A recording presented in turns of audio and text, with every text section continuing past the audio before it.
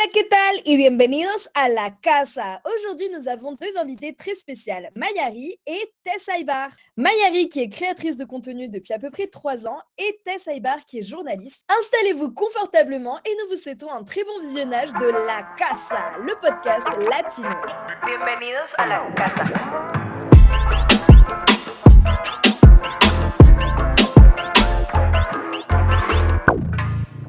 Hola, ¿qué tal? Bienvenidos a La Casa, podcast créé par Hola, ¿qué tal? Et Artem. Moi, c'est Maëva, fondatrice du média Hola, ¿qué tal? Et aujourd'hui, on vous amène une émission où on parlera un peu déjà de nos vécus à toutes les personnes qui sont autour de la table.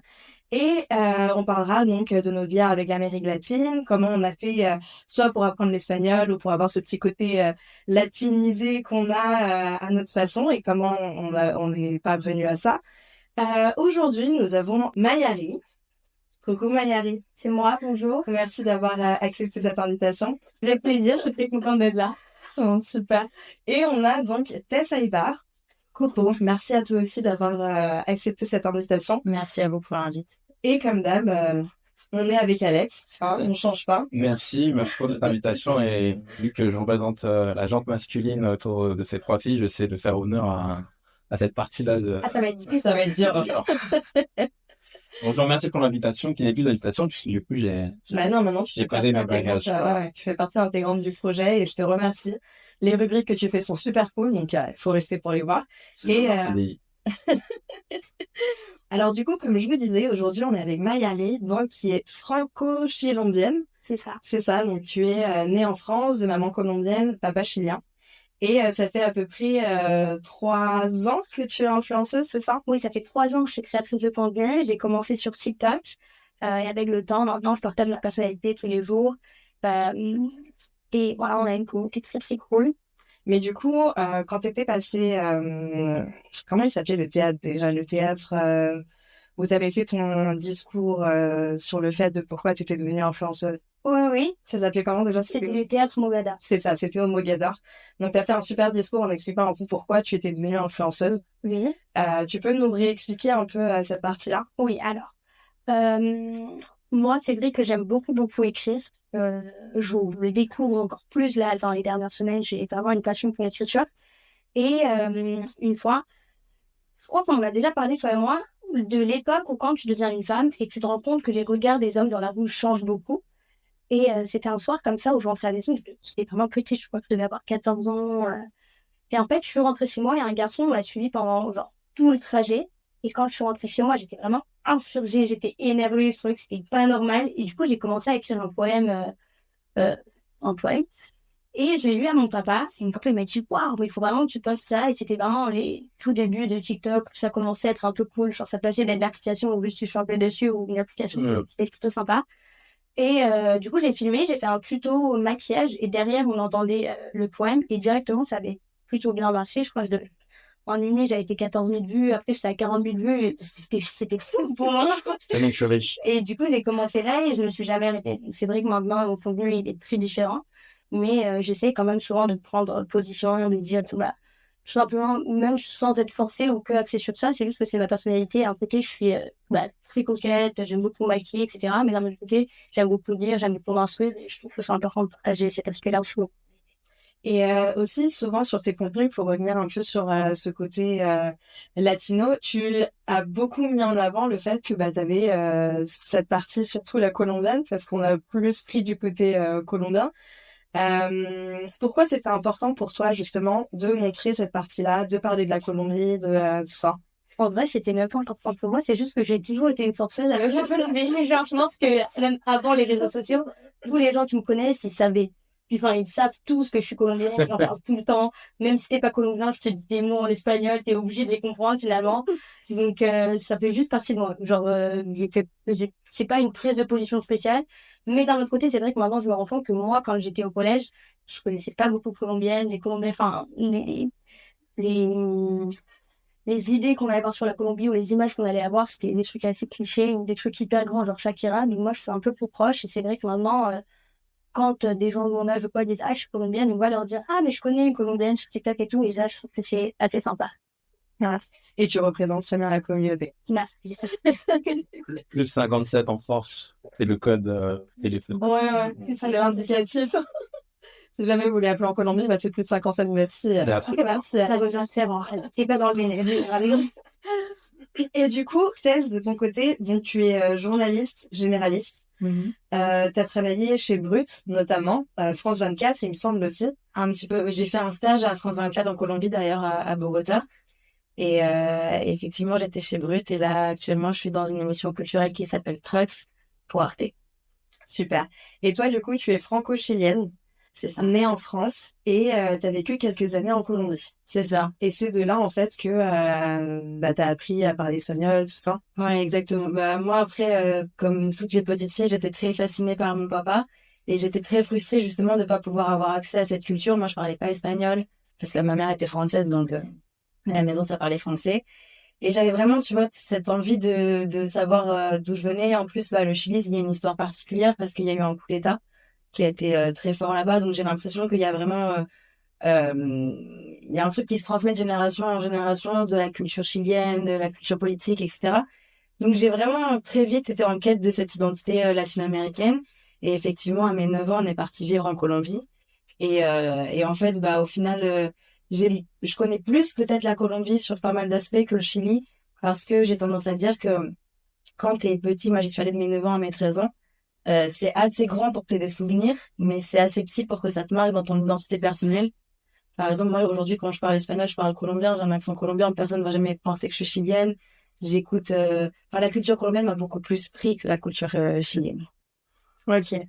Et en fait, pour quelle raison tu as décidé de devenir journaliste? On en revient un peu sur cette histoire du coup d'État. C'est juste que quand j'étais petite, donc il y avait vraiment une volonté de mon père de m'instruire sur ce qui s'était passé au Chili. Donc pour contextualiser, il y a eu un coup d'État en 1973. Le 11 septembre. Le 11 septembre. Le 11 septembre. Notre 11 septembre à nous. Et donc effectivement, moi, mes parents ont souffert de ça. Mon grand-père a été emprisonné parce qu'il était lui-même journaliste. Et je me rappelle que j'étais petite et j'avais dit à mon père, mais pourquoi il n'y a aucun pays qui est venu aider le Chili? Pourquoi personne n'est venu? Et il m'avait dit parce que les gens n'étaient pas au courant. Et c'est là où je me suis dit, ok, en fait, l'information, c'est trop important, en fait, de pouvoir raconter ce qui se passe, pouvoir avertir, pouvoir alerter, c'est hyper essentiel, en fait. La connaissance, c'est trop essentiel. Et donc, c'est là où j'ai commencé à me dire, j'aimerais bien être journaliste. Et ensuite, après, en partant en Colombie, en découvrant aussi une autre culture, parce que moi, j'étais née en France, avec mes codes en France, et tout d'un coup, j'arrive dans une culture où il faut que je m'adapte, où je rencontre d'autres personnes. Ça a beaucoup éveillé ma curiosité sur les autres, sur le monde en général. Et du coup, voilà, c'est aussi ça qui a participé au fait que je me suis dit, j'ai envie d'aller raconter les histoires de personnes qui ne sont pas souvent écoutées ou qu'on n'a pas trop tendance à visibiliser. Très bien. Et en fait, là, tu viens de nous expliquer quand même, genre dans l'arbre généalogique, donc t'as ton grand-père qui est journaliste, et il me semble que ton papa aussi. Oui. Et du coup, toi aussi. Ouais. En fait, franchement, moi, toute ma famille est journaliste, et depuis que je suis toute petite, j'ai dit, je ne serai jamais journaliste. C'est pas vrai. Toujours, tu vois. Mais bon, faut savoir un truc avec moi, c'est quand je dis, je ne ferai jamais ça, t'es sûr qu'à un moment donné, ça va arriver, tu vois. Mais oui, ils étaient tous journalistes, et moi, j'ai toujours dit, non, je veux jamais être journaliste parce que, je veux pas faire comme eux, nanana.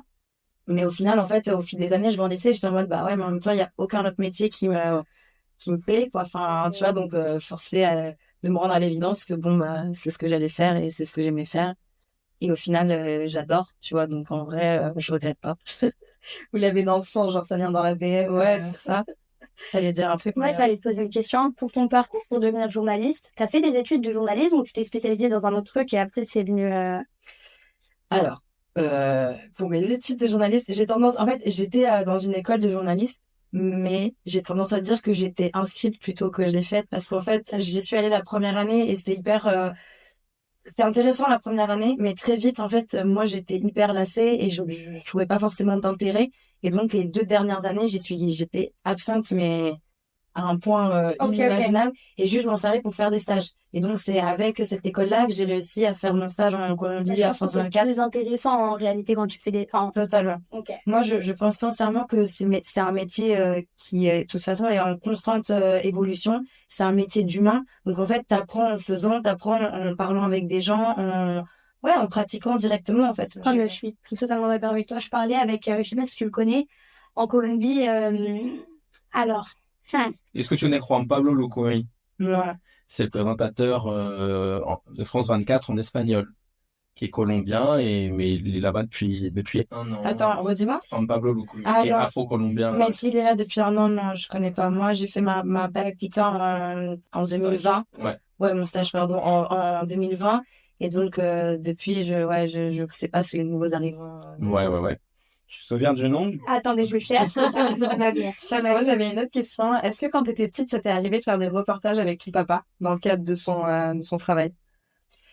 Ouais, totalement. Parce qu'en fait, bah, notamment quand on était en Colombie, nous, on était tout seuls. Du coup, on était avec mon père, j'avais pas ma maman et il y avait pas notre famille là-bas. Et donc, à un moment, il y avait juste des questions pratiques qui se posaient. C'est-à-dire que lui, il fallait qu'il travaille, mais il avait pas de babysitter, ni personne pour nous garder. Donc, il s'est dit, bah, je vais les prendre avec moi. Et donc, c'est vrai qu'on s'est retrouvés effectivement en reportage avec mon père plusieurs fois. Mais notamment, par exemple, la première fois que je suis allée au Chili, d'ailleurs, la seule fois, j'avais genre 7 ans, et c'est la mort de Pinochet. Et donc, c'était un hasard. Pinochet, pour ceux qui ne savent pas, c'est le dictateur, du coup, qui a fait le coup d'État au Chili. Et il est mort à ce moment-là, et mon père, par réflexe, est parti filmer dans les manifs. Donc, même déjà à 7 ans, tu vois, j'avais ce réflexe de comprendre qu'on pouvait l'accompagner, informer, aller filmer des choses. Et ensuite, par la suite, en Colombie, il m'a ramené sur des reportages où bah, il nous mettait dans un coin avec des communautés indigènes pendant qu'il allait filmer ses trucs. Et on était là et on l'attendait. Et c'était trop cool, tu vois. On kiffait en vrai. Enfin, c'était beaucoup mieux que de rester avec une babysitter à la maison. Bah ouais, c'est clair. Vous avez dû apprendre plein de choses. C'est génial. C'est cool. C'est super cool. Ok. Et donc, par la suite, bon, là, tu nous as dit quand t'avais 7 ans et tout, et c'est après, du coup, que t'es parti en Colombie, et ça, on y reviendra après. Ouais. Du coup, toi, Alex, Ouais. je crois que tu t'y attendais pas, ouais. Parce qu'en fait, là, cette émission, pour moi, c'était important de la faire. Parce que pour la première émission, pour ceux qui l'ont pas vu, c'était avec Dani et Franci Walaona. On a eu cette conversation où on se demandait, voilà, toi, mais comment vous avez appris à parler espagnol? Et il y avait Dani donc qui nous expliquait que lui, il avait dû s'entraîner pour pouvoir apprendre vraiment à parler bien espagnol. Que toi, du coup, en fait, t'es parti au Pérou et c'est là que t'as appris l'espagnol. Moi, c'était encore un autre délire et on en parlera après. Mais du coup, ouais, moi, je voulais que tu nous racontes un peu toi, ton départ au Pérou. Moi, je suis un tismé, en fait. Je suis un mélange de couleurs, en fait. C'est ça. Moi, je suis franco-péruvien. Merci, tu vois. Ça, c'est un peu dans ce peut-être que j'étais. Moi, je suis franco-péruvien. Mon père est péruvien et ma mère est française. D'ailleurs, je trouve qu'il y a plus dans les couples franco-latinos.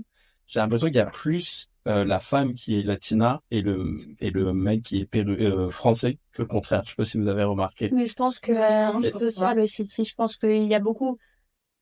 Oui, elle a totalement raison. C'est juste que, en fait, les hommes sont plus poussés à partir, et que les femmes sont plus censées rester à la maison en règle générale, et je trouverais ça plus logique. Ah non, toi, tu dis Non, que... c'est le contraire. Ah ouais. Il y a plus de femmes latinas qui sont avec des hommes français que des hommes latinos qui sont avec des femmes françaises. Moi, sur des statistiques. Bah, moi, je trouve que socialement, si, parce que, Bah, mais moi, je sais pas, En fait, si il y a plein de latinos choses. sont pas simples. On peut en parler. Et en fait, le truc, c'est que c'est vrai qu'en Amérique latine, pour beaucoup de femmes, c'est un peu genre le rêve européen de trouver un Européen et de vivre ici avec un Européen. Tout ça. Donc ça, c'est déjà une première partie. Mais c'est pareil de l'autre sens. Hein. Moi, par exemple, j'ai eu une fétichisation de fou en étant... Ouais, c'est ce qu'on a dit. Désolée. Non, mais t'arrêtes. Et tu dis la même chose en plus du fait Ah oui, que t'étais oui, mais ailleurs, pour les t'étais hommes. fétichisé, exotisé, comme Ah les oui. femmes latinas qui sont en France, qui sont exotisées. Ouais. Ah oui, c'est ça. oui, moi, c'est... Mais après, la question aussi, c'est que voilà, les hommes vont fétichiser les femmes et tout, nan. Mais est-ce que, en retour, les femmes françaises vont être très attirées par les latinos? Peut-être, je sais pas, tu vois. Il y en a, Tu vois, mais... il y en a, oui, mais pour faire une longue relation, déjà, désolé mes latinos, je vous adore, hein. Mais c'est compliqué, ouais, trop. C'est parfois compliqué, les gars. Ouais, Et donc il y a déjà cette partie. Après, bien évidemment, toutes les latinas se mettent pas dans ce truc de ça, mais comme tu disais, après il y a aussi les goûts, genre sortir de ton pays et te mettre avec quelqu'un qui fait peut-être qui physiquement fait plus européen, ça fait rêver beaucoup de femmes et du coup, c'est peut-être pour ça aussi. Il y a une trend sur TikTok en ce moment un peu sur ça, genre en mode t'es faite pour un étranger, enfin tu pleures pas pour un mec chez toi, t'es faite pour un étranger. Il y a plein de mecs qui aussi, postent, D'exportation. Para el extranjero todo lo rico. Pour l'étranger, tout le meilleur. Ouais. Mais toi, en fait, t'avais une présentation, on t'a tout bouffé en parlant de féministe alors que... Non, mais je l'ai fait exprès, comme ça on évacue le sujet. Alors, du coup, Non, mais du coup, là, on a fait la petite parenthèse. Moi, c'est l'explication que je donne. Après, je suis pas sociologue, hein, donc je sais pas, mais je vois un peu... Non, mais ça fait sens, je suis d'accord. Et du coup... Et donc, du coup, moi, j'ai vécu avec ma mère à Paris. Moi, je suis de Paris et mon père, il me prenait un week-end sur deux. Et en 98, il repart vivre au Pérou. Donc, moi, je suis enfant et il repart là-bas. Avant ça, il me disait quelques mots, mais je l'ai déjà dit, il me disait les 4-5 mots que j'avais en espagnol, c'était la correa, qui veut dire la ceinture, cálmate, cállate, ya déjate vaina, déjate cosas. Donc, c'était des mots comme ça, tu vois. Et moi, donc, je pars au Pérou en vacances. Je connais pas très bien la langue. Je dis à ma grand-mère que j'aimerais bien manger des litchis parce que je kiffe les litchis et elle me donne un verre de lait parce que elle pense que c'est litchi, hein. À leche. Donc, il y avait des petits trucs comme ça. Et en fait, En Amérique du Sud, il n'y a pas d'itchi, je il y a pas de personne qui va en connaît là-bas. Et j'ai dit à mon père, il y a pas de litchi ici. Et en fait, en 2004, je suis en quatrième, je suis en fin de quatrième et je pars passer mes vacances d'été au Pérou. Et là, j'ai pas vu mon père depuis des années et c'est genre une claque parce que mon père me laisse partir en Amazonie, me laisse bouger dans le Pérou de mon côté. Je vais en boîte, genre en France, impossible que j'aille en boîte en quatrième, genre en boîte, fin de quatrième dans des matinées. Donc, ceux qui connaissent les matinées en Amérique latine, c'est là où vont les collégiens et t'as du perreo et tout. Genre, c'est en après-midi. Ah, laisse tomber, quoi. Baila, toma. Et j'étais, mais on est où ici? Et je rentre en France pour ma troisième. Donc, je suis au collège Lavoisier. Et là, je me rends compte que je peux pas rester un an de plus en France, quoi. C'était, pour moi, Paris, il y avait rien à ce moment-là. C'était froid, c'était un musée ouvert et j'avais l'impression de passer à côté de ma jeunesse. Du coup, je décide de repartir chez mon père au Pérou Mais pour y vivre, pour y vivre. Et je dis à ma mère, maman, je veux aller au bled. C'est pas vraiment le mot qu'on utilisait, mais c'était un peu ça, pour être avec mon père, etc. Elle me dit, d'accord, je comprends, pour un an. Et puis, je suis resté 5 ans, quoi. Ah ouais, non, il s'est bien prolongé. Quand je revenais, mes potes disaient, ah, t'as un accent quand je parle français, maintenant. Ah, t'as renouvelé ton CDD, en fait. À l'infini. Ah, tu sais, quand je suis partie après 4 ans et j'avais un accent, ouais. Et quand je parlais anglais, j'avais un accent Moi, quand je parle anglais, j'ai un accent espagnol. Océa, de la Océa. This is so amazing. I'm so happy, wow. I'm so happy. C'est ma belle-mère qui est cubaine au Pérou qui disait, on va à Pizza Hut. Je disais, quoi? Pizza Hut. Attends, parce que là, tu nous as dit que tu partais pour un an. Quand t'as dit à ta mère, non, mais en fait, je vais rester, bon, peut-être pas 5 ans direct, mais tu lui as dit non, je vais rester un peu plus, elle le prenait comment? Elle venait te voir ou pas? Elle est venue me voir, ma mère, plusieurs fois. Grâce à elle, j'ai pu, par exemple, voyager dans le Pérou. Parce que c'est toujours pareil, moi j'étais dans ma famille péruvienne et tu sais, même économiquement en fait. C'est pas genre, ah, bah vas-y, pars au Machu Picchu, pars là, pars là. Donc, ma mère qui venait de France, elle avait les euros en fait pour pouvoir voyager dans l'intérieur du pays. Et grâce à elle, j'ai pu aller à Cusco, Machu Picchu, Cajamarca, etc. Et donc j'ai appris cette langue-là, j'ai fait mon passeport péruvien, et puis maintenant je me sens, c'est même pas, ah, tu te sens plus péruvien en français. Non, je me sens totalement français, totalement péruvien. J'arrive à avoir cette double casquette. Et je rentre en France, du coup, en 2009 pour faire des études de sciences politiques à Paris 8. Voilà. Ok, mais attends, avant tout ça. Ok. Je me marie, non. Calme-toi. Attends, mais du coup, quand t'arrives au Pérou, tu nous as dit que tu parlais pas...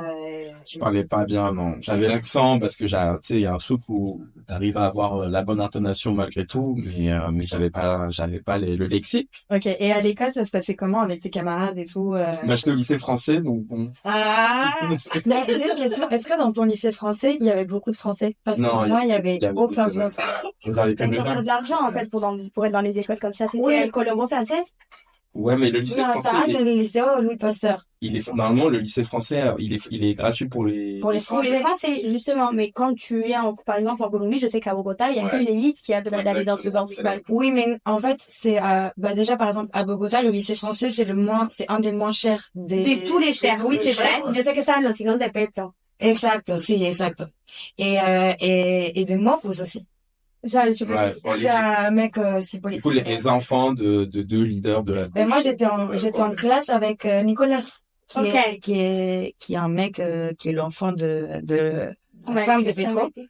Ok. Mais pour revenir à ça, c'est que ce qui était étrange, c'est que moi je pensais arriver dans un lycée français où il y avait des Français, mais en fait on était deux Français dans quasiment tout le niveau, tu vois, sur 6 classes en fait. Il y avait que des Colombiens, il y avait très peu de Français dans le lycée français. Mais c'est vraiment une chance dans le français, on a le droit d'y avoir accès. Ouais, de fond. Ouais, c'était la réforme de Sarkozy. Bah oui, ça c'est du soft power en réalité. C'est pas forcément, enfin, même si pour les Français c'est un privilège, en réalité c'est juste une façon de montrer pour la France qu'elle est à l'étranger partout. Bien sûr. Ouais, il y a de l'examen française aussi. Bah tout ça, ça fait partie, ouais. Bien sûr, d'une manière, comme tu dis, de rayonnement Oui. culturel et international. Mais dans mon cas, moi, j'habitais dans un quartier qui s'appelle Pueblo Libre, à Lima, qui est un quartier classe moyenne, dans les autres quartiers de classe moyenne qui existent, mais plus classe moyenne, voire populaire. Et le lycée où j'étais, il était à 1 heure. Et dans les beaux quartiers de Monterrico, qui est dans les beaux quartiers de Lima. Et quand je disais à mes camarades du lycée français que j'étais de Pueblo Libre, pour eux, c'était genre, t'es du cerveau, tu vois, genre, derrière la colline, Genre, tu leur disais pas, ils faisaient. Et ils disaient, ouais, non, c'est alors, toi, tu connais le vécu, tu vois. On va pas venir voir parce qu'on va nous voler. C'est exactement, il y avait un truc comme ça. Et donc, du coup, même si il savait que j'étais franco-péruvien, il y avait ce côté-là pour le livre qui a fait que, ah ouais, donc, finalement, il est péruvien. Parce qu'il connaît aussi le vécu à Lima, nanana. Et C'est en un plus, vrai genre. c'est un vrai. Ma famille est dans le textile à Lima. Et donc, du coup, elle avait les boutiques dans le centre de Lima. Et le centre de Lima, je pense que c'est comme le centre de Bogota. Sur toutes les années 90-2000, c'est des centres de ville qui sont pauvres, en fait, tu sais. Derrière la cathédrale, derrière machin, t'as des quartiers qui sont vraiment pauvres. Et moi, je faisais toujours cet aller-retour dans le centre de Lima, etc. Ce qui fait que j'ai tout de suite imprégné rapidement cette ville-là. Il commence à quelle heure au Pérou l'école? Parce qu'en Colombie c'est super tôt, tu dois te réveiller à C'est quelle heure? super tôt. Tu sais quoi, on se réveillait à 6 heures. À 6 heures, ma grand-mère mettait les noticias. Ouais, je crois qu'en Colombie ça commence à 6 heures, non? Ouais, alors moi, je commençais à 7h30. Ok. Mais il y a des écoles, parce que moi, j'ai mes cousines. Mais aussi, c'est parce que les distances là-bas, elles sont décuplées. Genre, tu Ouais, vas à l'école, oui, c'était à oui. 2h. Ouais. Donc, je sais que mes cousines, elles se levaient à tu- 5h. Tu finis plus tôt. Et ça, c'est vraiment très bien. Moi, ça m'a vraiment fait une différence quand j'ai repris la scolarité en France. C'était que, en Colombie, t'avais plein d'autres choses qui étaient axées, sur le fait de faire du sport, des activités artistiques, etc. Moi, je finissais l'école à 2h de l'après-midi. Et après, j'avais toute l'après-midi, tu vois. Mais je pense que ça aussi, ça a été une chance d'avoir des parents, enfin un père instruit du coup qui pouvaient te mettre dans ces activités-là.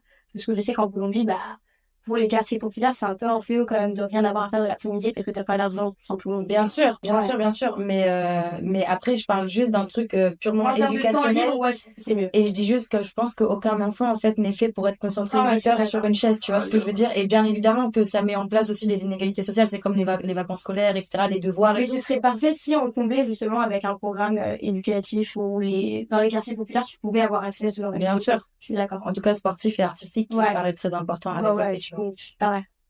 Mais du coup, toi qui as vécu ici toute ta vie, t'aurais préféré quoi comme... tu préfères la façon qu'ils ont fait ici, ou t'aurais peut-être préféré de lever beaucoup plus tôt? Je pense que moi, pendant tout mon collège, ou même peut-être pas autant, mais si pendant toute ma scolarité, moi, c'était en Colombie, en fait. Moi, j'étais en France, mais mon esprit, il était en Colombie. C'est maintenant que je suis en train d'atterrir, je suis en train de revenir de mon escale, mais moi, toute ma vie, dans ma tête, j'étais en Colombie. Mais Quel âge as-tu? Parce que je sais pas quel âge tu as. C'est un mystère, parce que j'ai vu que t'es passé à côté de ça. Ouais. Ok. ah, c'est vraiment désolé, d'accord. Et pourquoi tu veux pas dire? Enfin, je sais pas si tu veux dire pourquoi tu veux pas dire. Je crois que j'ai jamais dit sur les réseaux, je l'ai peut-être dit une fois, Ok. mais en fait, c'est surtout parce que moi, par rapport à ma façon d'être et mon vécu et tout, on m'a toujours ramené à mon âge. Si je voulais avoir des prises de parole ou quoi, on allait me dire, mais non, en fait, t'es hyper jeune, tu peux pas en parler, alors que, bah, je trouve que si.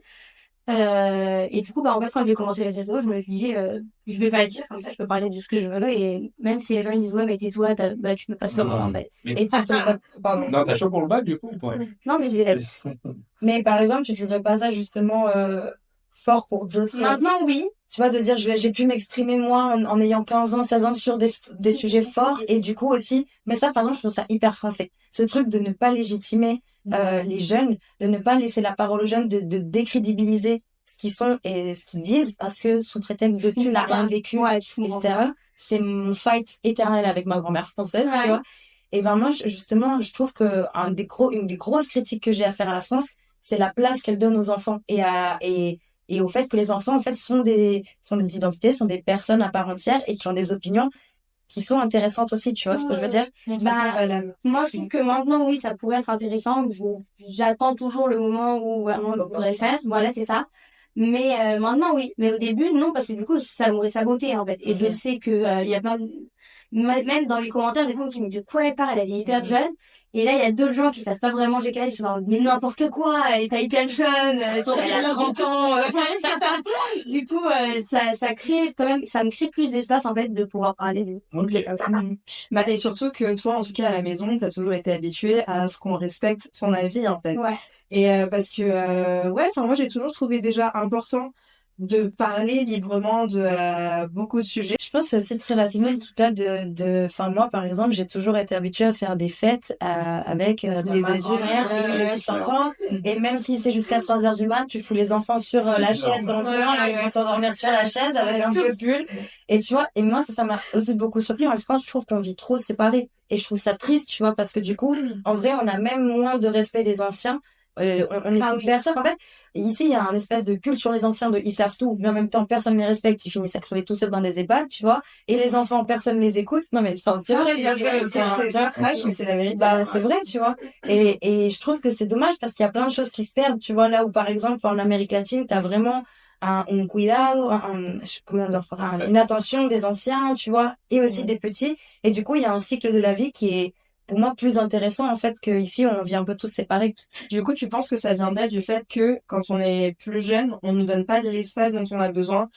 Je pense qu'on nous apprend pas à vivre ensemble. Moi, par exemple, depuis que je suis toute petite, on me dit, Tess, t'es machin, tu fais attention aux plus petits. Tu vois ce que je veux dire? Il y a ce truc de communauté, en fait, de vivre ensemble. Et enfin, j'ai l'impression on pousse beaucoup l'individualité des gens et le fait de réussir tout seul.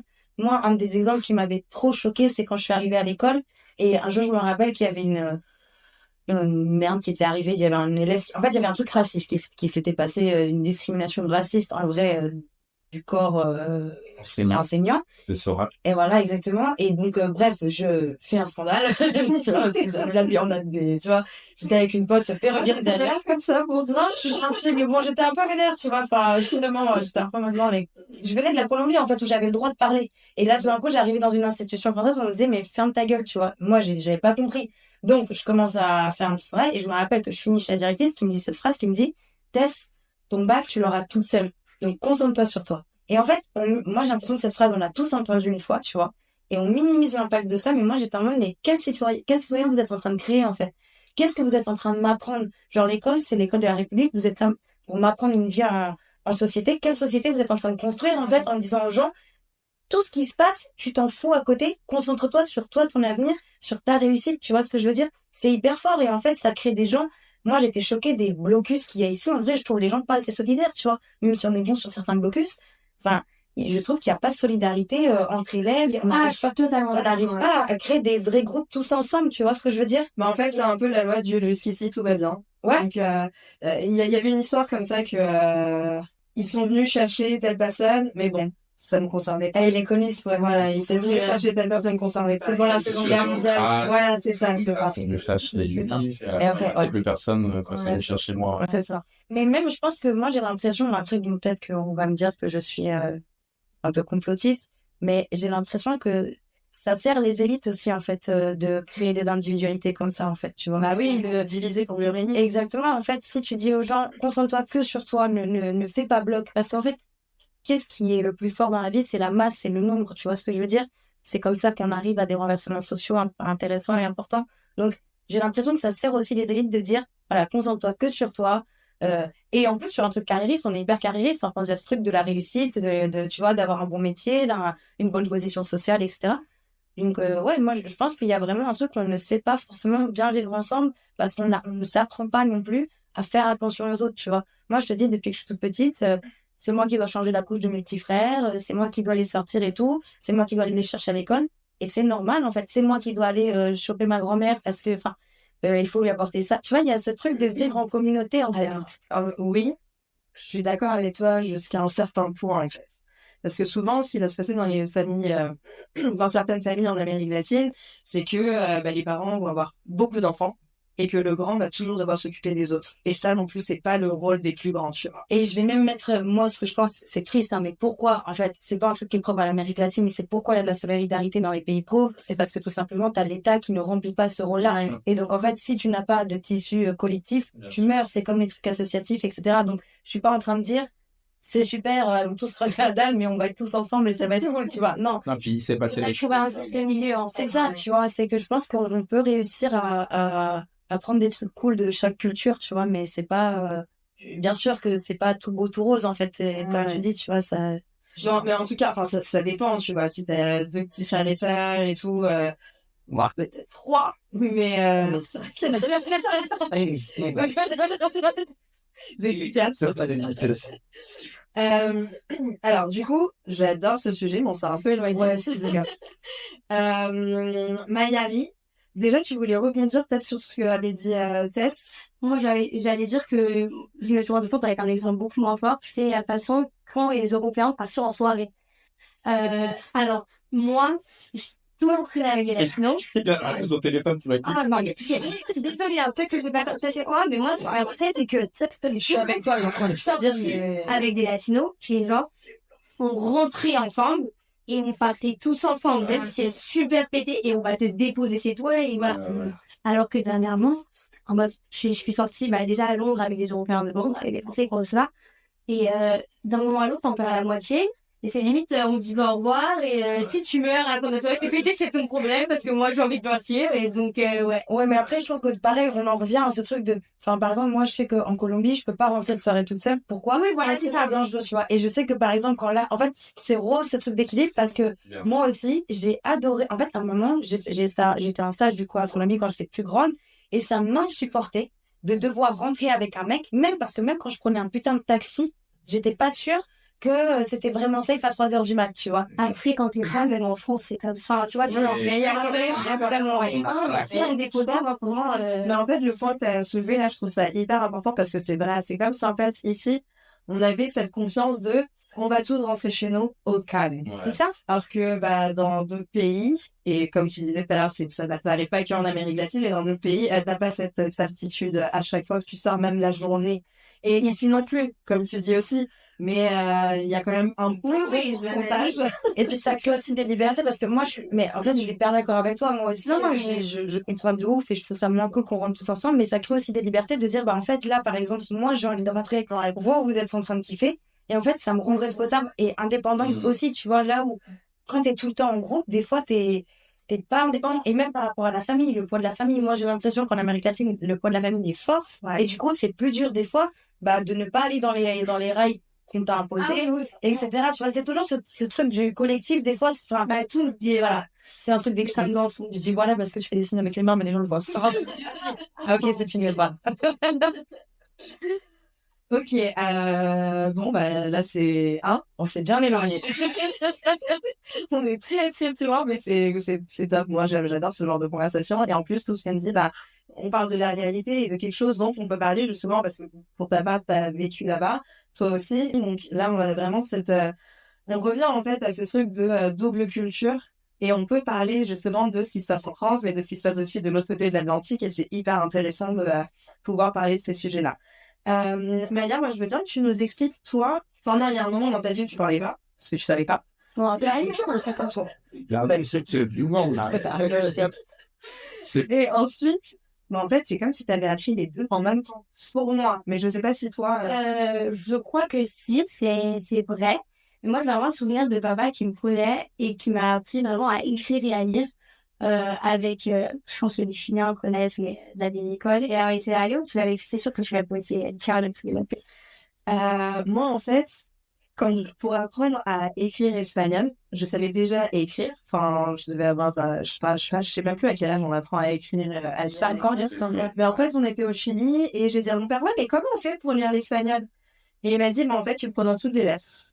Et j'ai commencé à lire. Voilà, c'était genre vraiment. Ok. Mais moi, je me rappelle bien de la l'abecedario où il me prenait et il me disait, toi, tu vas savoir lire. Et en fait, ce qui m'avait motivé, c'est que la l'abecedario, ça commence déjà avec des trucs qui pouvaient être genre la science du coup et tous les trucs les syllabes comme ça.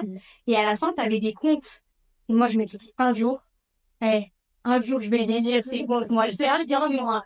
Et en fait, maintenant, quand avant que je lis et tout, je me rends compte que je lise du français ou que je lise de l'espagnol, C'est la même. exactement la même chose. Et mon orthographe, je pense que des fois, il est même mieux en espagnol qu'en français.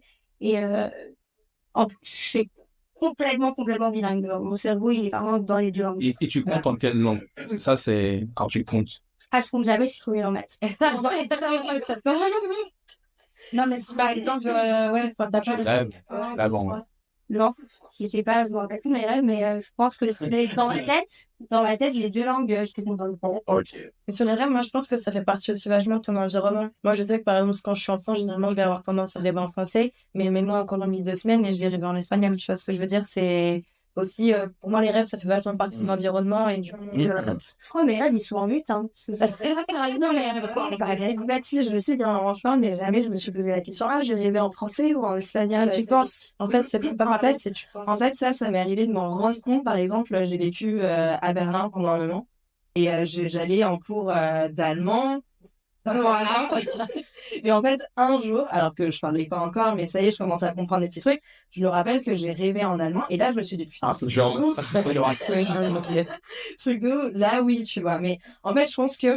Et c'est tout pour cette première partie du 3e épisode de La Casa. Nous espérons que ça vous a plu et on se retrouve très vite pour la 2e partie de cet épisode. Bienvenidos a la casa.